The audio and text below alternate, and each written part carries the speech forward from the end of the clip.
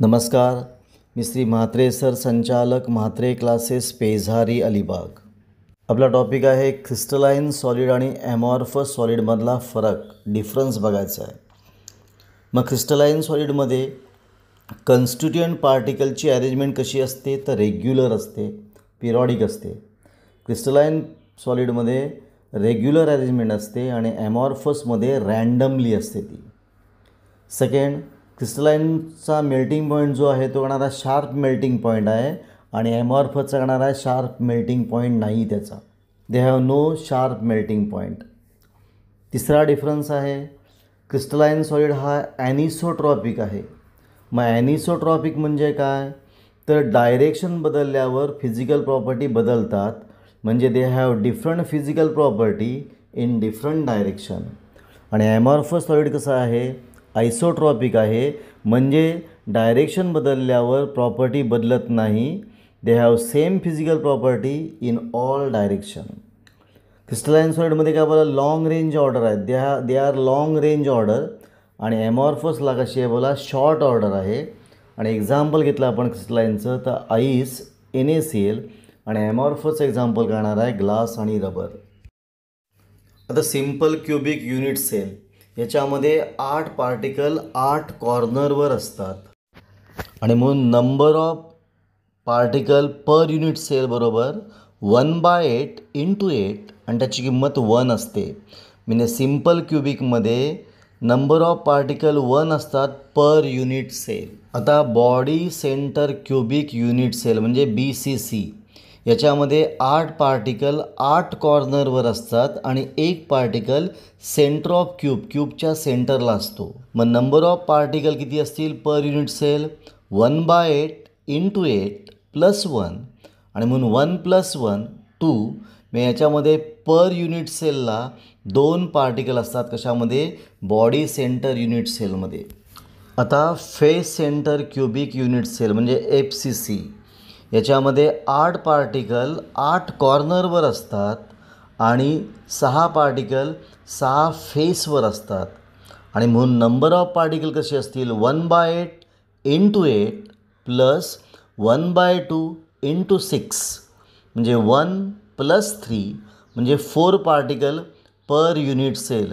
म्हणजे FCCमध्ये 4 particle per unit सेलमध्ये असतात. आता पुढचा टॉपिक आहे relation between density of substance म्हणजे रो आणि edge length of unit cell म्हणजे ए. म्हणजे रो आणि ए मधलं रिलेशन विचारलेलं आहे. मग सिम्पल, रो म्हणजे डेन्सिटी म्हणजे काय बोला, mass of unit cell upon volume of unit cell. मग रो बरोबर mass of unit cell upon volume of unit cell. But mass of unit cell म्हणजे करणार आहे M × N, म्हणजे एका पार्टिकलचं मास गुणिले नंबर ऑफ पार्टिकल म्हणजे आलं M × N. आणि व्हॉल्यूम ऑफ युनिट सेल किती आलं, A³. लेंथ आहे A, मग व्हॉल्यूम किती येईल बोला, A³. मग रोची किंमत आलेली आहे N × M अपॉन A³. आता याच्यामध्ये फक्त स्मॉल एमची किंमत भरायची आहे. स्मॉल एम म्हणजे मोलर मास अपॉन ॲव्होगाड्रोज नंबर. मग स्मॉल एमची किंमत आपण किती भरणार आहोत, M अपॉन Na. मग आपला फॉर्म्युला होता रो बरोबर small M × N upon A³. फक्त एमची किंमत भरूया, कॅपिटल M अपॉन Na. मग इक्वेशन होईल rho is equal to capital M upon Na into वरती N अपॉन A³. मग रोचा फॉर्म्युलाला rho is equal to N capital M upon A³ Na. याला म्हणतो रिलेशन बिटवीन डेन्सिटी आणि edge length of unit cell. आता point आहे classification of solid on the base of electric property. मग electric प्रॉपर्टीवर सॉलिडचे 3 प्रकार पडतात, एक कंडक्टर, इन्सुलेटर आणि सेमीकंडक्टर. आता कंडक्टरचं एक्झाम्पल घेतलं कॉपर आणि अल्युमिनियम, आणि याची कंडक्टिव्हिटी आहे 10⁴ ते 10⁷ ohm per ohm per metre. आणि याच्यामध्ये बँड गॅप नसते. याच्यामध्ये करणारा बँड गॅप म्हणजे करणारा कंडक्शन बँड आणि व्हॅलन्स बँडमध्ये गॅप नसते, ते ओव्हरलॅप असतात. आता इन्सुलेटर म्हणजे ज्यातून करंट फ्लो होत नाही. एक्झाम्पल घेतलं आपण डायमंड, आणि याची कंडक्टिव्हिटी आहे 10⁻20 ते 10⁻10 ओहमपर्यंत. याच्यामध्ये कंडक्शन बँड आणि व्हॅलन्स बँडमध्ये मोठी गॅप असते आणि म्हणून इलेक्ट्रॉन तिथे जंप होत नाही आणि म्हणून आपल्याला त्या ठिकाणी कंडक्टिव्हिटी मिळत नाही. आता पुढचा टाईप आहे सेमी कंडक्टर. एक्झाम्पल आहे सिलिकॉन आणि जर्मेनियम. याची कंडक्टिव्हिटी कशामध्ये आहे 10⁻⁻⁶ ते 10⁴ पर्यंत आहे. याच्यामध्ये कंडक्शन बँड आणि व्हॅलन्स बँडमध्ये छोटीशी गॅप असते, स्मॉल एनर्जी गॅप असते आणि म्हणून इम्प्युरिटी ॲड केल्यानंतर किंवा टेम्परेचर ॲड केल्यानंतर यातून कंडक्टिव्हिटी मिळते आपल्याला. म्हणजे आपले 3 प्रकार झालेत, मेटॅलिक कंडक्टर, एक इन्सुलेटर आणि एक येणार आहे सेमी कंडक्टर. आता आपल्याला बघायचं आहे classification of solid on the basis of magnetic field. म्हणजे मॅग्नेटिक फील्ड वर्क करणाऱ्या सॉलिडचे किती प्रकार पडतात. तर एक आहे डायमॅग्नेटिक सबस्टन्स, एक आहे पॅरामॅग्नेटिक सबस्टन्स आणि एक आहे फेरोमॅग्नेटिक सबस्टन्स. मग डायमॅग्नेटिक सबस्टन्स म्हणजे काय, जो मॅग्नेटिक फील्डमध्ये वीकली रिपेल आहे, वीकली रिपेल करतो त्याला म्हणतो करणारा डायमॅग्नेटिक आणि याच्यामध्ये सगळे इलेक्ट्रॉन पेअर असतात. पॅरामॅग्नेटिकमध्ये तो weakly attracted in magnetic field आणि फेरोमॅग्नेटिकमध्ये strongly attracted in magnetic field. पुन्हा बघा, डाय म्हणजे weakly repel by magnetic field, para म्हणजे वीकली अट्रॅक्टेड इन करणारा मॅग्नेटिक फील्ड आणि फेरो म्हणजे स्ट्रॉंगली अट्रॅक्टेड इन करणारा मॅग्नेटिक फील्ड. डायमध्ये सगळे पेअर इलेक्ट्रॉन असतात, पॅरामध्ये अनपेअर इलेक्ट्रॉन प्रेझेंट असतात आणि करणारा फेरोमध्ये सुद्धा करणारा अनपेअर इलेक्ट्रॉन प्रेझेंट असतात. आणि एक्झाम्पल आपल्याला दिलेलं आहे, डायचं एक्झाम्पल N2F2, पॅराचं दिलं आहे ऑक्सिजन आणि फेरोचं दिलं आहे करणारा आहे Fe, कॉपर, निकेल.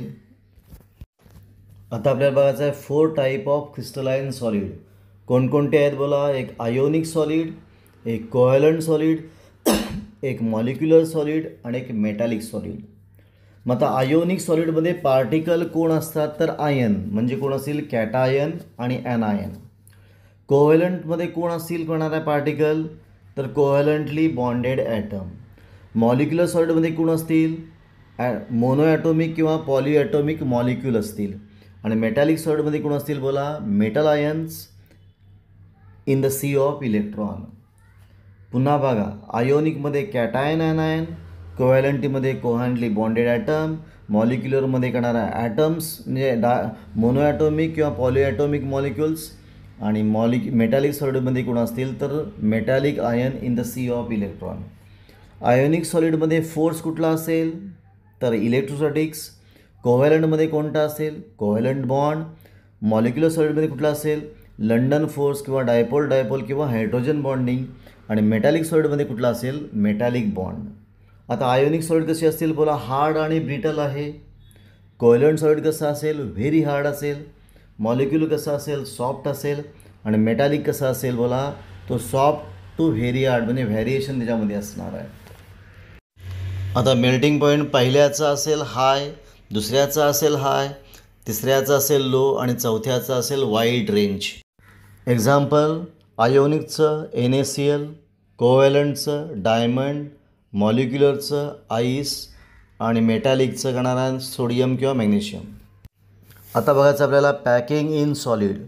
मग पहिलं आहे लिनियर पॅकिंग, ती 1 डायमेन्शन आहे. प्लॅनर पॅकिंग 2 डायमेन्शन आहे. क्लोज पॅकिंग 3 डायमेन्शन आहे. आता लिनियर पॅकिंगमध्ये करणार आहे spheres are place in horizontal row, त्याचा कोऑर्डिनेशन नंबर 2 असतो. नंतर प्लॅनर पॅकिंगमध्ये 2 भाग आहेत, एक AAA टाईप आणि ABAB टाईप.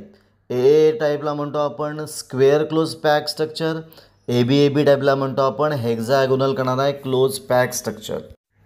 आता AAA टाईपला म्हणतो आपण स्क्वेअर क्लोज पॅक स्ट्रक्चर, त्याचा कोऑर्डिनेशन नंबर 4 आहे. आणि ABAB टाईपला म्हणतो आपण हेक्झागोनल क्लोज पॅक स्ट्रक्चर, त्याचा कोऑर्डिनेशन नंबर करणार आहे 6 आहे. आता क्लोज पॅकिंग म्हणजे 3 डायमेन्शनचे पण 3 टाईप दिलेले आहेत. आता 3 टाईप कोणकोणते आहेत. AAA टाईप त्याला म्हणतो सिम्पल क्युबिक स्ट्रक्चर. दुसरं ABAB टाईप त्याला म्हणतो हेक्झागोनल क्लोज पॅक म्हणजे HCP स्ट्रक्चर. आणि तिसरं ABC टाईप त्याला म्हणतो क्युबिक क्लोज पॅक म्हणजे CCP और फेस सेंटर क्युबिक म्हणजे FCC स्ट्रक्चर. याच्यामध्ये AAA टाईपला कोऑर्डिनेशन नंबर किती 6 आहे. ए बी म्हणजे हेक्झागोनल क्लोज पॅकिंगचं करणार आहे कोऑर्डिनेशन नंबर 12 आहे. आणि A B C type coordination number करणार आहे त्याचासुद्धा 12 आहे. ए बी सी टाईपला पण काय 12 आहे. आपण इथं थांबूया. तुम्हाला हा व्हिडिओ कसा वाटला, चांगला वाटला असेल, आवडला असेल तर शेअर करा, सबस्क्राईब करा. जास्तीत जास्त लोकांपर्यंत हा व्हिडिओ पोचला पाहिजे. आपण इथं थांबू. पुन्हा आपण भेटू एक नवीन व्हिडिओ घेऊन.